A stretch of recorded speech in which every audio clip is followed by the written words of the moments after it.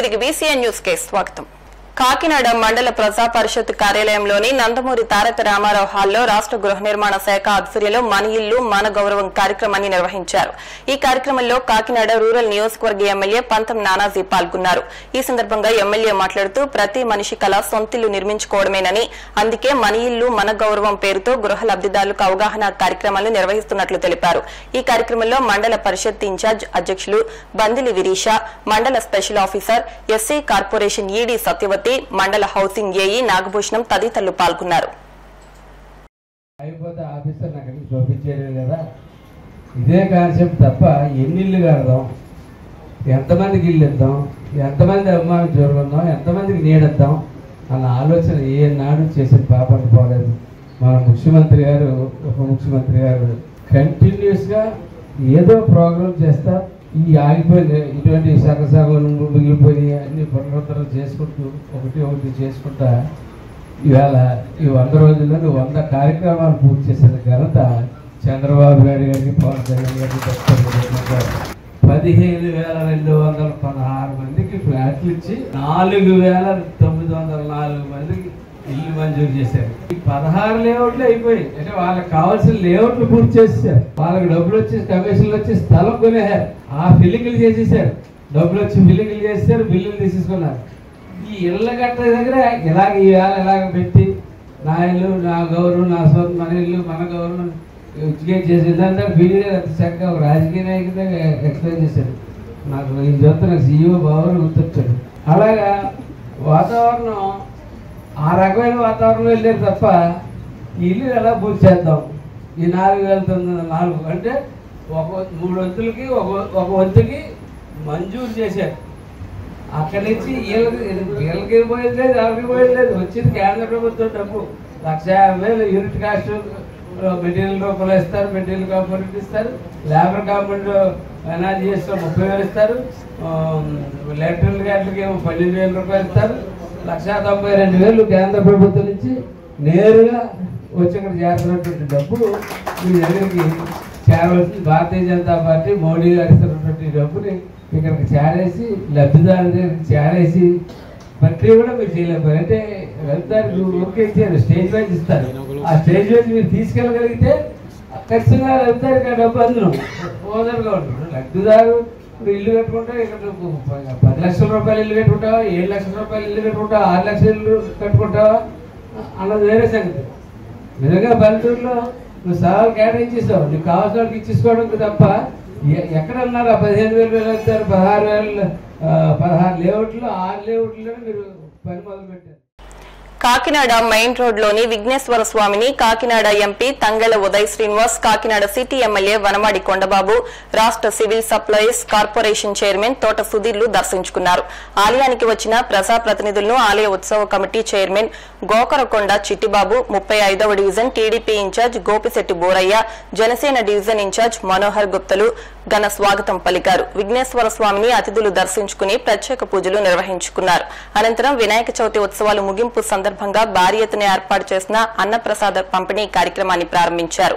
ఈ సందర్భంగా ఎంపీ తంగెళ్ల ఉదయ్ శ్రీనివాస్ మాట్లాడుతూ వినాయక చవితి ఉత్సవాలను కమిటీ సభ్యులు వైభవంగా నిర్వహించినందుకు ప్రత్యేకంగా అభినందించారు.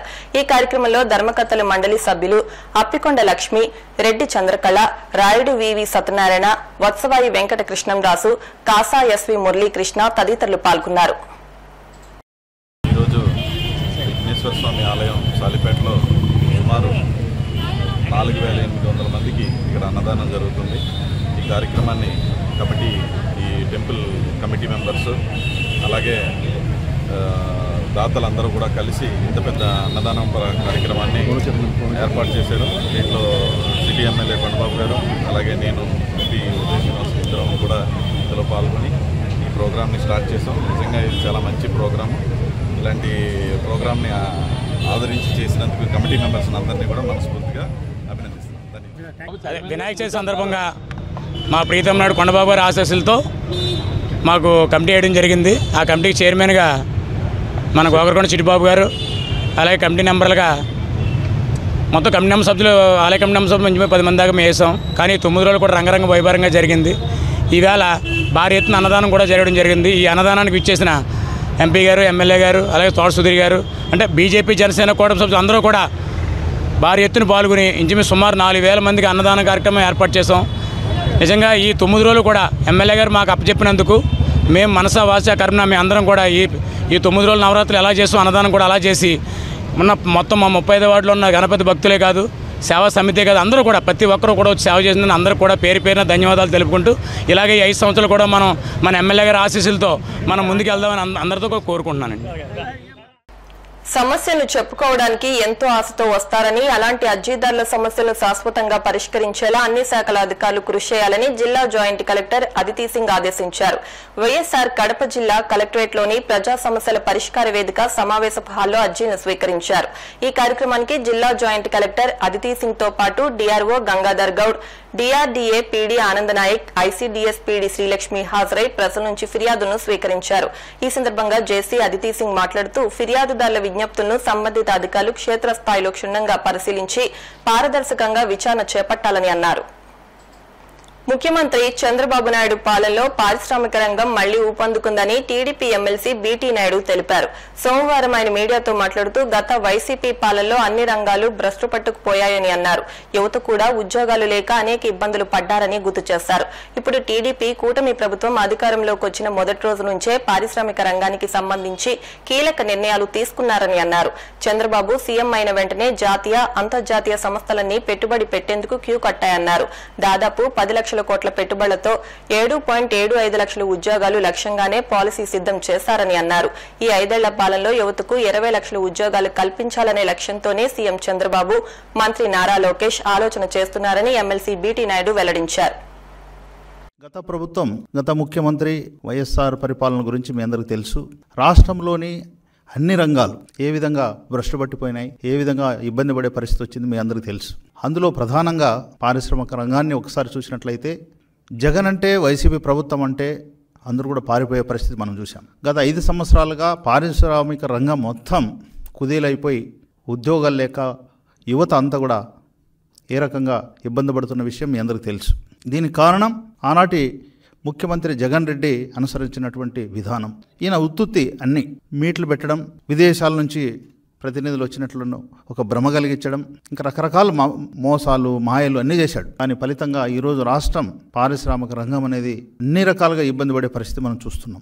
దీనికి భిన్నంగా జూన్ 12, 2024 నాడు ముఖ్యమంత్రిగా నారా చంద్రబాబు నాయుడు గారు ప్రమాణ స్వీకారం చేసిన మొదటి అడుగు నుంచే పారిశ్రామిక రంగానికి సంబంధించి కీలకమైనటువంటి నిర్ణయాలు తీసుకున్న విషయం మీ అందరికీ తెలుసు. అందులో ప్రధానంగా ఈజ్ ఆఫ్ డూయింగ్ బిజినెస్ అని నుంచి స్పీడ్ ఆఫ్ డూయింగ్ బిజినెస్ అనే పాలసీకి అనుగుణంగా పరిగెత్తిస్తున్నాడు. అనుభవం, ఈ రాక్షస పాలన నుంచి చూసినటువంటి ఇబ్బందులన్నీ కూడా గమనించి మొట్టమొదటిసారిగా కాన్సన్ట్రేషన్ చేసినటువంటి రంగం పారిశ్రామిక రంగం. ఎప్పుడైతే ముఖ్యమంత్రిగా చంద్రబాబు నాయుడు గారు ప్రమాణ స్వీకారం చేశారో ఆ రోజే జాతీయ, అంతర్జాతీయ సంబంధించినటువంటి అన్ని సంస్థలన్నీ కూడా క్యూ కట్టాయి. దాదాపు 10 లక్షల కోట్ల పెట్టుబడులతో 7.75 లక్షల ఉద్యోగాల లక్ష్యంగానే పాలసీ రెడీ అయింది. అదేవిధంగా వచ్చే 5 ఏళ్లలో 20 లక్షల ఉద్యోగాలు యువతకు కల్పించాలనే ఉద్దేశంతోనే ముఖ్యమంత్రిగా చంద్రబాబు నాయుడు గారు, యువ నాయకుడైనటువంటి నారా లోకేష్ బాబు గారు ప్రతిరోజు యువత గురించి ఆలోచిస్తున్న విషయం మీ అందరికీ తెలుసు. యువకుడైనటువంటి కర్నూలు జిల్లా వాసి అయినటువంటి టీజీ భరత్ గారికి ఎంతో అనుభవం ఉన్నటువంటి ఫ్యామిలీ అది. మినిస్టర్గా, పరిశ్రమల శాఖ మంత్రిగా ఇచ్చి యువకుడిని కూడా ప్రోత్సహించారు. అంటే దాని సందేశం ఏంటంటే యువతను మేము ప్రోత్సహిస్తున్నాం, యువతకు సంబంధించినటువంటి ఉద్యోగాలు, ఉపాధి రంగాలు కూడా కేటాయించబోతున్నాం అని చెప్పడానికి ఒక టీజీ భరత్ గారికి ఇచ్చి ఎంకరేజ్ చేసినటువంటి పరిస్థితి మనం చూస్తున్నాం. రాష్ట్రంలో 3 చోట్లు లూలు సంబంధించినటువంటి మీరందరూ చూశారు. రాష్ట్ర వ్యాప్తంగా ప్రజలందరూ కూడా మాల్స్ మొదలు పెట్టడానికి కూడా దాదాపు 172 కోట్లతో లూలు సంస్థ సిద్ధమైంది. అది కూడా వైజాగ్ యూనిట్ మాల్ కూడా నిర్మించబోతున్న విషయం మీ అందరికీ తీసుకొస్తున్నాను. రాష్ట్రంలో 2800 కోట్ల పెట్టుబడితో గోద్రేజ్ సంస్థ రానున్న విషయం ఈ సందర్భంగా నేను గుర్తు చేస్తున్నాను. బ్రూక్ ఫీల్డ్ మన రాష్ట్రంలో పెట్టుబడులు పెట్టడానికి ఆసక్తి చూపిస్తుంది.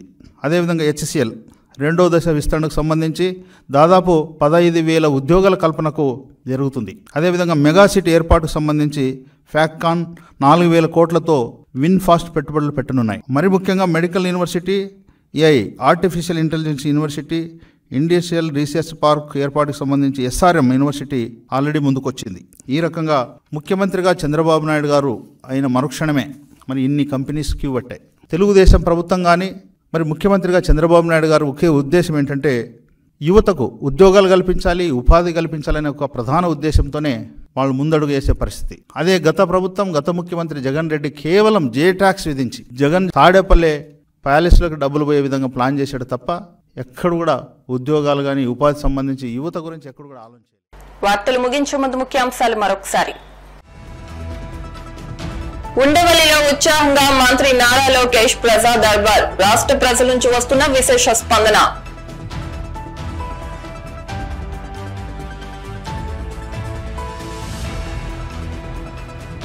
కడప జిల్లా ప్రొద్దుటూరులో మంత్రి సత్యకుమార్ సుడిగాలి పర్యటన. ప్రభుత్వ ఆసుపత్రిలోని సమస్యలపై ఆరా.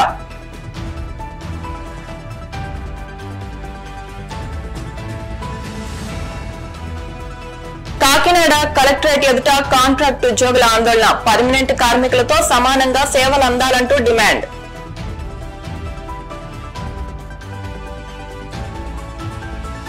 పారిశ్రామిక రంగంలో కూటమి ప్రభుత్వం కీలక నిర్ణయాలు. విశేష స్పందన వస్తోందన్న టీడీపీ ఎమ్మెల్సీ బీటీ నాయుడు. ఈ వార్తలు ఇంతటితో సమాప్తం. మరిన్ని వార్తల కోసం BCN digital YouTube channel, Facebook page follow అవ్వండి. అప్డేట్ వార్తల కోసం ప్లీజ్ సబ్స్క్రైబ్.